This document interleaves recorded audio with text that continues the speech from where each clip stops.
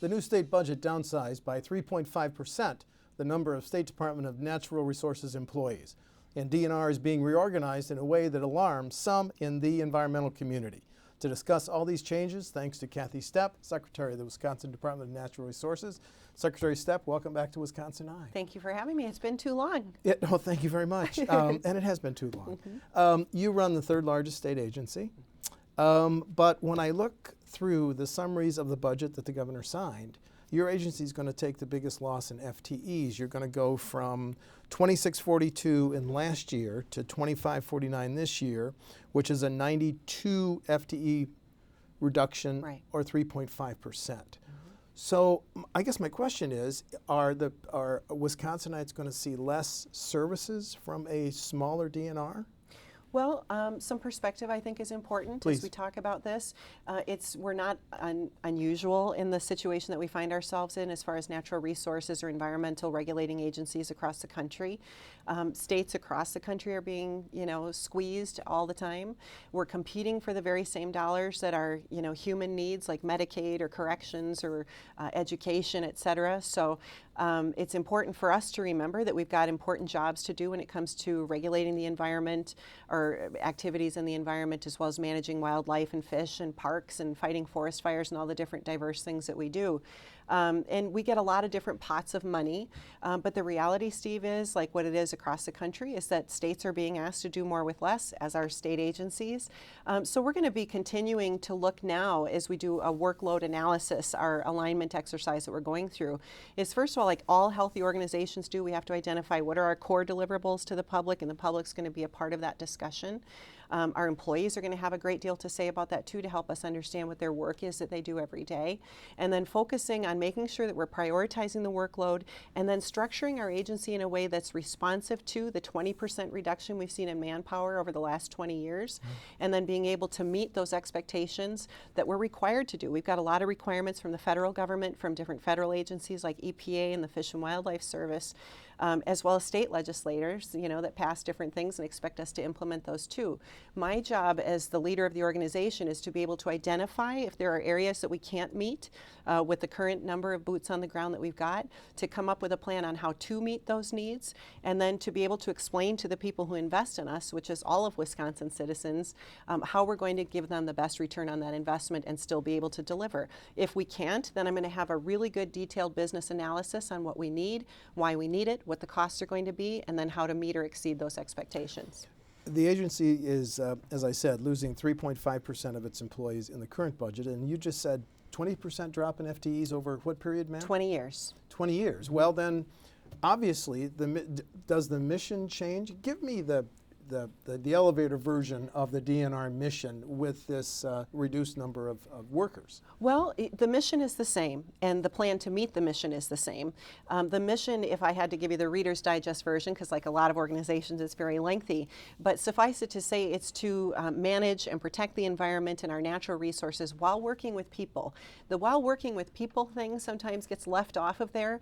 We've got lots of different stakeholders and interested parties. When you think about it, Steve, we touch the lives of every single Wisconsinite and traveler, people that want to come and have fun in Wisconsin. So we've got a huge job to do. So we've got to make sure that all the work that our employees are doing on a daily basis are directly tied to that mission. And there are some things that maybe we've liked to do over many years that we just don't have the capacity to do anymore. And then of course there are the things that we're required to do that we have to make sure that we're meeting those expectations. So when we talk about reduced services, my goal is to make sure that we structure our workforce in a way that we can do more workload sharing, because the old system from 20 years ago really wasn't as malleable as it needs to be able to respond to the workload issues. Being able to share workload across different regions of the state, et cetera. There's a lot of things that go on in the private sector that are regular, everyday occurrences. Like you're always looking internally, streamline, to reinvent, to reinvest, to again redefine how it is you meet those expectations of your customers. Only in government is that seen as something to be afraid of. And I'm trying to really be the Alka-Seltzer on the fear steer there to say, look, the mission is the same, the goals are the same, the expectations, the standards, the regulations are not going to change. This has nothing to do with, reducing standards or regulations. This is all about how do we do a better job of managing our workforce, and we have a responsibility to provide that. How do you feel you're doing in the area of public standing? And I say that with a footnote. I haven't heard the term damn near Russia in a long time. Do you think, well, you've been secretary now for 5 years. Yeah. Do you think the Wisconsinites and, yes, our visitors hold DNR in higher esteem than when you took the job? Well, the feedback I'm getting from the public has been very positive. There's always going to be controversy in everything that we do at Wisconsin DNR. And if you think about it, I say this all the time to my staff. I said, we're a customer service agency that regulates our customer. So every day we get out of bed, the table is set for a confrontation. It's our job, and it's incumbent upon us as public servants to be able to to overcome that perception, to help people who are producing in Wisconsin or want to do something on their land that they own in Wisconsin, or have fun here to recreate, explain to them what the rules are in plain English. They shouldn't have to hire lawyers or consultants to be able to do something on their property.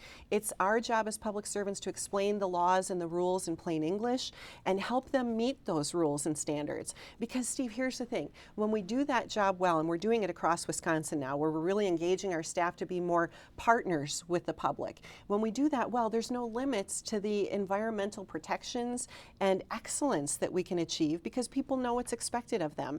And 99% of the public out there wants to do the right thing. They just have to know what is the right thing and be unafraid to come and ask us for help and guidance. So customer service has been something I've been focusing on for the last 4.5 years.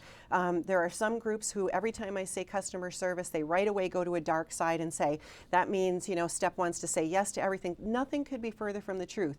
If we have to, and we do, we have to work within the confines of the rules, the laws, the standards that are in place, and we're going to do that. And we're going to use sound science in our decision making. And if there's room, we put common sense in there as well.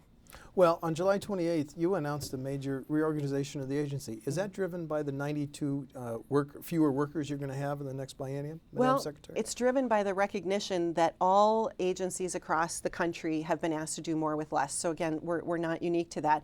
I'm not going to do that to our staff anymore. They've been told for the last 15 years to do more with less. Meanwhile, more and more regs come down from the feds, very dizzying pace, especially lately with EPA. We've got a lot of dizzying things coming at us from Washington.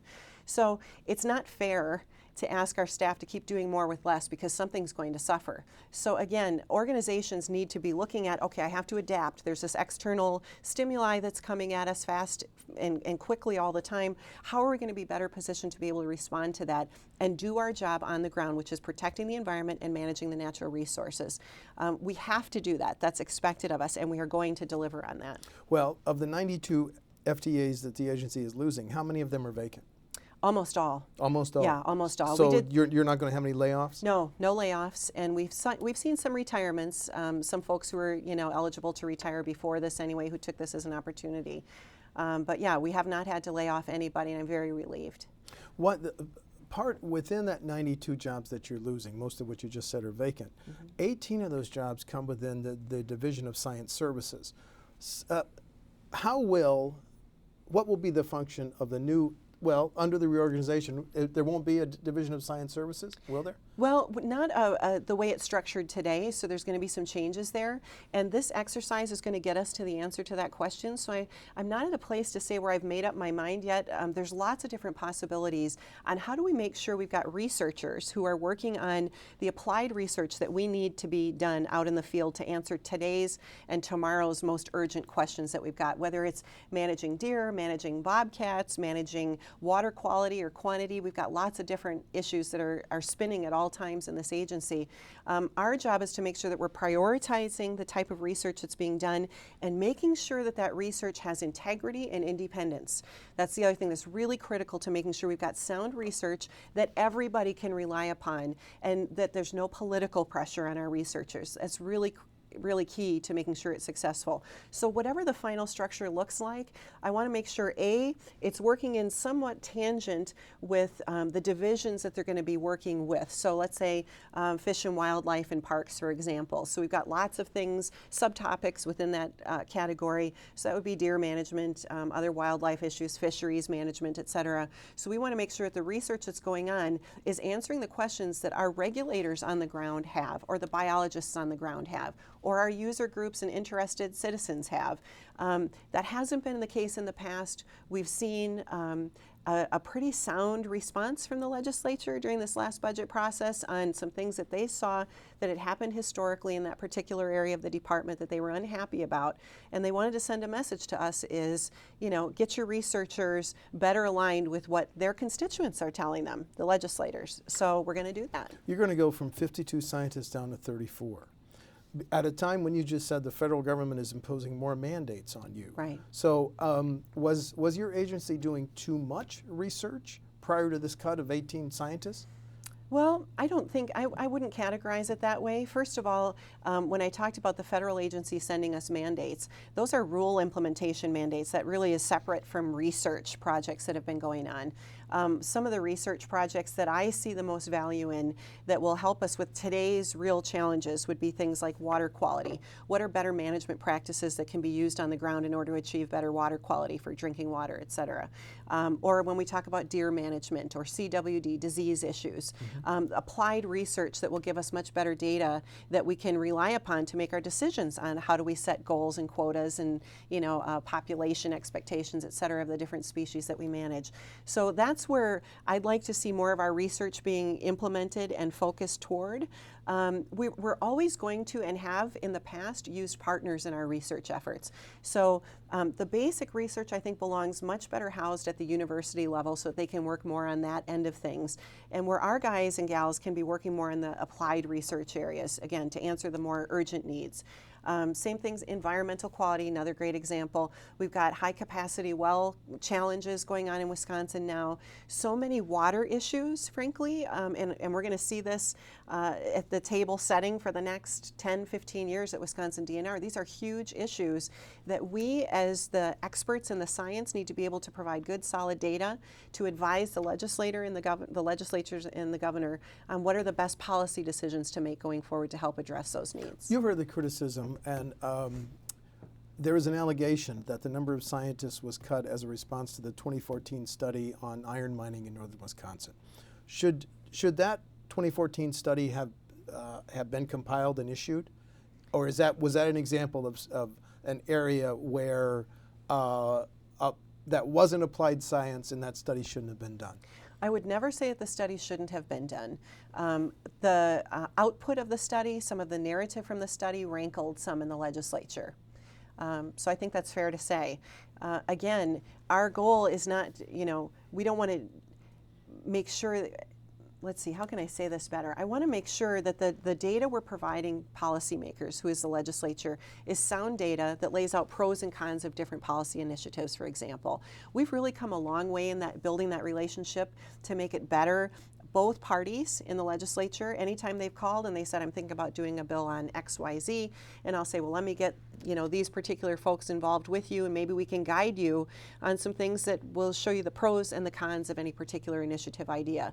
We've really come a long way in that of not being viewed anymore as an advocate for or an opponent of a particular policymaker's idea.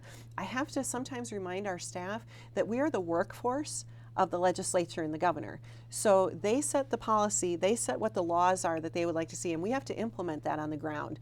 So sometimes there might be some areas where it's not implementable, it's just not practical. Mm-hmm. There might be some repercussions of a particular idea that maybe the legislator isn't aware of, and it's our job to be looked at as a neutral source of experts to be able to advise them on that without them feeling like they can't trust what we're saying because we're coming from a different place. And I will tell you, Steve, when I was in the legislature and the state senate, the reputation then of the agency amongst my colleagues and sometimes myself was that they would come in and be opposed, to a legislator's idea. Mm-hmm. And I said, your job isn't to be opposed, your job is to advise. And we can advise, again, pros and cons, and then the decision making is theirs, not ours. We're the implementers, and we sometimes have to be mindful of that. One final question on the reduction in the number of scientists. Some say, you've heard the critics, that this will reduce the DNR's watchdog role. Will it? No, absolutely not. You know, we still have the same responsibilities on the ground. The watchdog role is the regulator role, to make sure that people are working within the, you know, four corners of their permit, that they're complying with what the laws are. When they've got questions or they've got challenges on how to meet those expectations, it's our job to make sure we assist them with any information that we might have that can make them do a better job. There's nothing wrong with working with businesses, with producers, because when we work with them, then again, the environmental excellence bar is raised. We don't want people to go over the limits of their permit. We want them to ask us sooner rather than later after the fact. We want to prevent environmental degradation, and the best way to do that is to be seen as a resource and a partner in their success of meeting what the standards are. The new federal emission standards, is that going to consume a lot of the work of your scientists? It's yes. I think the governor said that could cost ratepayers $13 billion. So It's your huge. agency has a major research role in that? Well, we do. You know, we're still going through, I think it's 1,500 pages of this proposed rule, which is staggering. To give that some perspective, I think I've used the analogy of 2.5 Harry Potter books, so people can kind of visualize of different That's rules just the and rules language. and regs? Right, just the rules In on the this EPA? particular change. This is just the clean energy plan that just came out. That's just this one rule. We've got another rule that's about ready to be finalized at EPA, which is SO2 rules when it comes to clean air regulations as well. It's not just Wisconsin is struggling with how to keep up with the pace and the amount of information and rule changes and proposals that are coming from Washington. It is really staggering what's going on. And frankly, we've had to really rely, you know, in great partnership with our friends at PSC, and we've got our staffs that are working together to be able to evaluate what is the meaning of this to Wisconsin citizens, to ratepayers, to producers, to our economy, to the environment. Obviously, there's huge discussions going on all the time with our staffs, but we've also got regular day-to-day work to do. And it's really staggering the amount that's been piled on our heads over the last 4.5 years. One of the major changes that's in the state budget is our state parks are going to have to be self-sustaining as of this budget year. Right. Is that going to reduce the number of services that provided, the number of park workers, that people using the parks, which are an anchor of our tourism, as you just said? Yeah. Are visitors going to the parks going to see less services and workers? This particular budget initiative has given me the opportunity now to open up a huge discussion, which is going to be very positive. There's lots of potential ways to fund state parks. So what we've been doing is reaching out to our colleagues in other states and using them as the examples of what to do or maybe not to do to see some different things that they've tried. We've got a lot of different opportunities there with state parks to run them more like businesses, to kind of unshackle us from some of the artificial caps that have put on. Caps, for example, like how many electrified campsites you can have. And again, we don't want to replace what's available in the private sector at private campgrounds. So we don't want to do that, but we do want to be able to offer a different type of experience maybe to the park users, and those are visitors from around the world, frankly, that come to our state parks. This is going to be an opportunity for us to do a really good, again, data-driven evaluation based on successes or failures of other states, and then to bring that to the legislature and to the governor to talk about how would they like to see Wisconsin state parks run. We have extraordinary facilities. We also have extraordinary needs when it comes to infrastructure. Again, we're not unique in Wisconsin to this. There's been a lot of focus over the last several decades about buying land, you know, amassing more of a land holding, if you will. But yet infrastructure, and nationally, the National Park Service is going through the same challenge. There hasn't been nearly as much attention given to infrastructure and taking care of the house we own, if you will. I've said lots of times that, you know, when people at home, they have the opportunity to, you know, buy a vacation home, but their current residence roof is leaking. Well, what do you use the money for? You should be protecting your investments first, right? And make sure your roof stays intact on your existing home before you go out and buy another property. We need to be focused more on that. And so part of this discussion is going to be what are the infrastructure needs that we have that we haven't been able to meet. And again, there's a lot of demand for those dollars that are out there. So we have to be able to make that business case. And then again, how can we do things differently in Wisconsin to make sure that our state parks remain the jewel of the nation? Because they are. And how we do that is a whole different kind of business plan that we're going to be able to put forward over the next 2 years. I want to ask you a question that you were asked at the Joint Finance public hearing on your budget. Yeah. Does part, as you explore different ways to pay for parks, is corporate sponsorship being considered? Are we likely to see, you know, an Ashley Furniture State Park, a Culver State Park? Or does the budget say you can, the DNR cannot do that? Well, they're all things are on the table. I will tell you, I haven't had conversations about naming state parks after particular companies. Okay. No, and that got a lot of heat afterwards from one particular legislator on joint finance bringing that up. We haven't had those discussions. It's far too premature to talk about that. We're talking about concession opportunities that, you know, different companies could have in selling beverages and, you know, food, snacks, et cetera.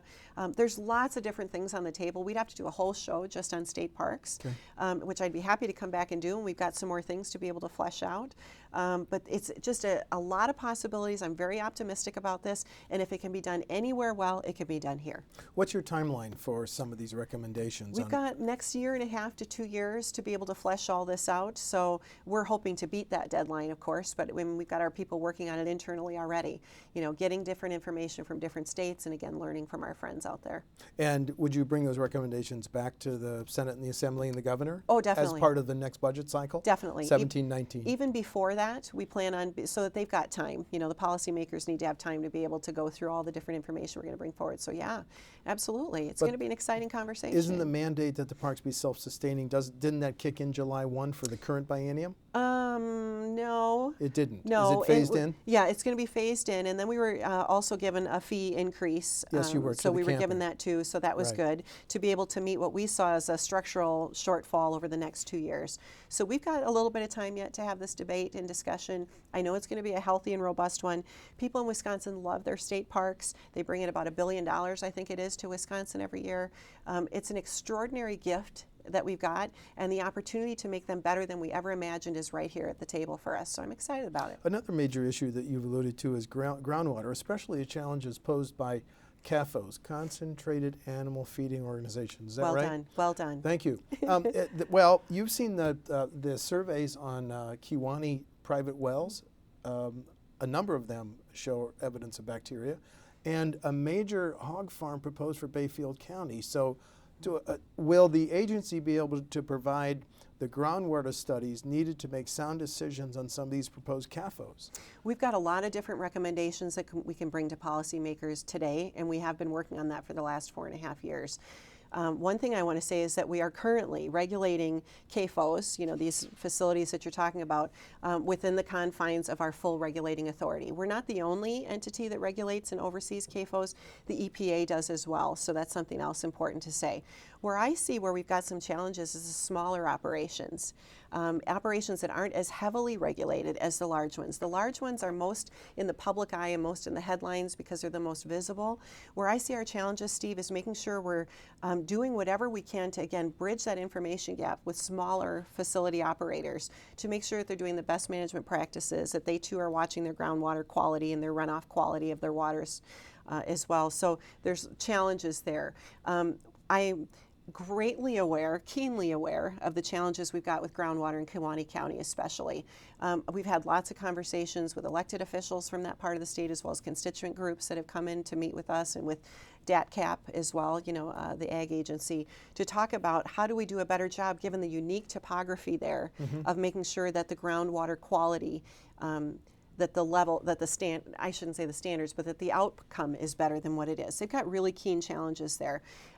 I think that there's room for discussion, and some of that hopefully will be going on after the summer here with policymakers across the state, not just in that part of the state, because they are aware of those challenges that we've got, that if we could have a little bit more flexibility to be able to talk about how do we regulate a little bit differently, and again, to talk about better management practices on the ground in those situations, opening that door for us, I think, would prove to be very successful.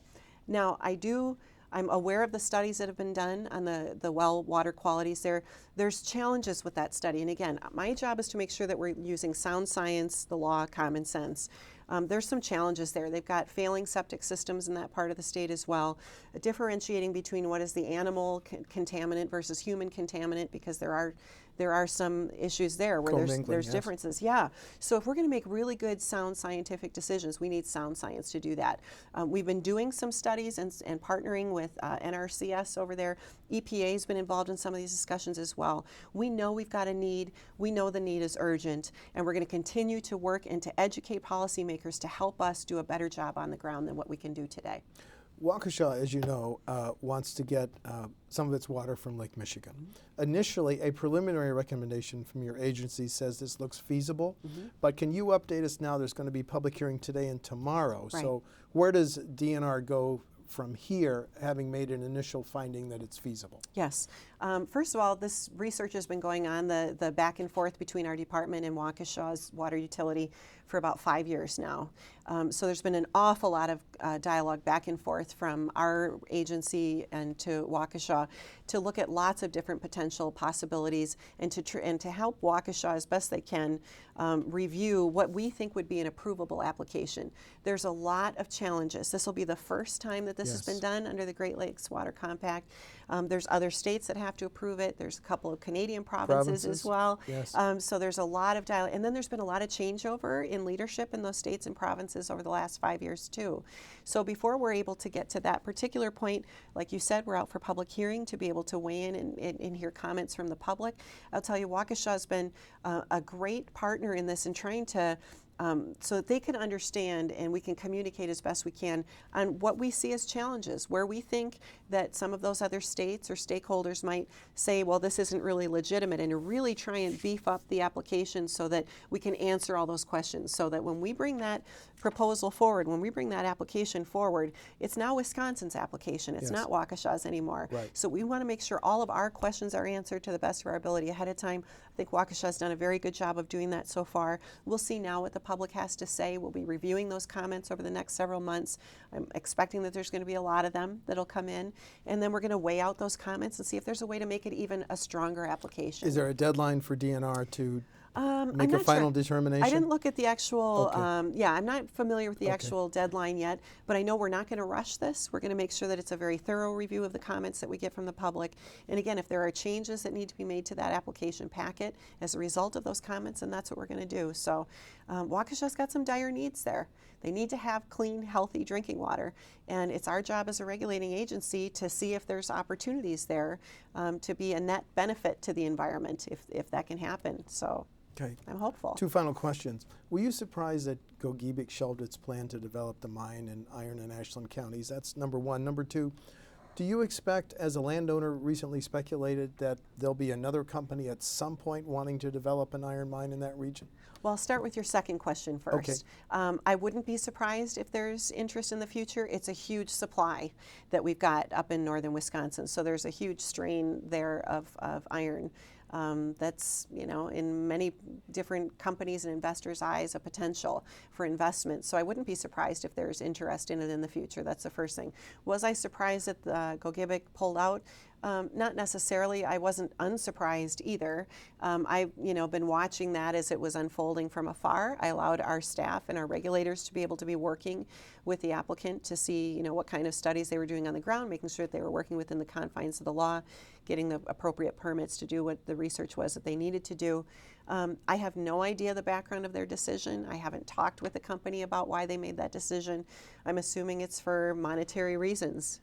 That's usually what most companies base their decisions on. The staffers that worked with Gogebic, did they report back to you that the biggest problem was an excess of potential groundwater problems with that proposal? No, there was no reports to me about that. Okay. All I was kept apprised of was at what stage are they at in getting their core samples, what kind of work are they doing on the ground to make sure that they're capping off at different sample areas to make sure that they're within the confines of what the rules and laws are and that they're doing what they're supposed to do on the ground. So, and I doubt highly that the company even had conversations with our staff about the pros and cons of what it was that they were finding. That's not typically something companies will share with regulators, so I'm not surprised by that. But again, we respect their business decision, and we just go back to work doing the other things we do. Do you believe that Gogebic is going to put that land back the way it was? Or are they going to comply with Well, that's the rules and regs? expectation. Yeah, Okay. the expectation is that, and of course it's our folks' job on the ground to make sure that happens like we do with anybody that's doing that kind of work. Okay, and then the final question. Governor Walker, campaigning for president, recently said the EPA should at least be downsized, if not eliminated, to enforce to act on disputes between the states on some of these major issues. Do you agree with that? I'll tell you what I think the EPA should be doing. The governor is very able to speak for himself, but it's kind of along that same vein, Steve. The state's regulatory agencies are the closest to the ground, right, to where the actual activities are happening. We work the closest with people who are producing things on the ground. So I could see a much better role that EPA could be playing, which would be kind of the overseer to make sure that the states and people on the ground are complying with what the rules and the regs and the standards are. There should be a lot more interaction happening between regulators in Washington and the state agencies, because it's not a one-size-fits-all. We just talked about Kewaunee County, the different topography. My goodness, look at the different topography and varying amounts of resources and types of resources that are across the country, state to state. There is no one-size-fits-all. EPA is not always so quick to recognize that. There needs to be a much better system of being able to engage my counterparts, different secretaries and DNR directors across the state, so that we can be involved to tell them what we think will work on the ground and what won't. What are some of the cost challenges? To do cost-benefit analyses that are real and meaningful, so that when we go out and talk to the public who's looking to maybe have to spend a lot more, say, for their electric bill every month than what they've ever imagined doing, that we can help them make better decisions at that umbrella size, at that spot, at the very top of EPA. I think also that the federal agencies should be judging the state not by how many anvils you drop on the head of producers, but by how much cleaner our air and water are. That's common sense to me. Common sense and Washington doesn't always mix, as we've seen, but there are opportunities where we in Wisconsin are showing how we can do it better than what EPA even imagined. And a great example of that is phosphorus regulations. EPA has, those rules were passed before this administration came in, and now my administration in DNR is the implementers of those rules. Well, they sounded great words on a page, and it's a laudable goal, but how it works in the real world is a very different story. So over the last 4.5 years, we've been working on coming up with an adaptive management plan that EPA will approve. And EPA wants us to be successful here because it's a good thing to reduce phosphorus loading in our waters. But yet, how we do that that's affordable, manageable, and practical matters. And so it wasn't like that in the beginning with EPA, where they really weren't on board. I think were just a little bit hesitant to trust the administration. You kind of have to build your relationships there, which we've done a good job of. But building that relationship and showing EPA how when we can partner with people who produce, there's no limits to the amount of successes we can see on the ground. We're seeing it every day, and we're going to see it with the rollout of this phosphorus rule again. So Wisconsin air and water is cleaner than when you took office? Well, I'd say it's been cleaner over the last 40 years. And I would, somebody will PolitiFact check me on this one. So I'd like to say it is cleaner than what it's been over the last, before we came in here. But I know that we're taking steps in the right direction. Okay. And again, partnering with those folks, helping them understand the rules. They want to comply. They want to meet what those rules are. And we're going to help them get there. Cleaner air, cleaner water for everybody. Cathy Stepp, Secretary of the Wisconsin Department of Natural Resources, thank you so much. Thanks for having me. Do I have your promise when you have recommendations on changes for the parks, you'll be back in that chair? You will just have to try and bar the door to keep me out, so absolutely. Thank you so much. Thank you. Thank you.